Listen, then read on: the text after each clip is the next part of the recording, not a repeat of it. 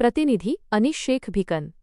बुलढाणा जिल्ह्यात अवैध लाकूड तस्करी विरोधात वन विभागाने एक मोठी आणि धडक कारवाई केली आहे। जिल्ह्यातील एकूण 8 सॉमिलवर लाकूड कापण्याच्या गिरण्यांवर एकाच वेळी छापेमारी करण्यात आली असून या प्रकरणी आतापर्यंत 10 जणांवर गुन्हे दाखल करण्यात आले आहेत।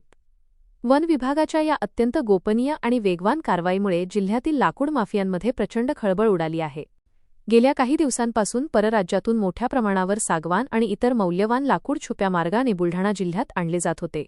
या बेकायदेशीर लाकडावर केवळ कागदपत्रांचा आडोसा घेऊन प्रक्रिया केली जात असल्याचा दाट संशय वन विभागाला होता।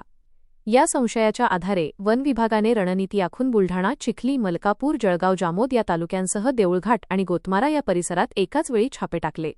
या सामूहिक छापेमारी दरम्यान तब्बल 800 घनमीटरपेक्षा जास्त संशयित अवैध लाकूड जप्त करण्यात आले आहे। जप्त करण्यात आलेल्या या सर्व मुद्देमालाची किंमत प्राथमिक अंदाजानुसार 50 लाख रुपयांपेक्षा जास्त असल्याची माहिती समोर आली आहे।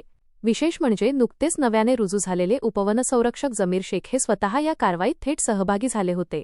त्यांच्या या आक्रमक पवित्र्यामुळे वन विभागाच्या कारवाईला मोठी गती मिळाली आहे। या प्रकरणी वन विभागाने कायदेशीर पावले उचलत 10 जणांविरोधात गुन्हे नोंदवले आहेत।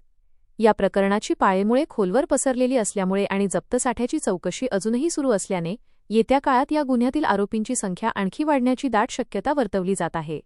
वन विभागाकडून सध्या या प्रकरणाचा पुढील सखोल तपास केला जात आहे।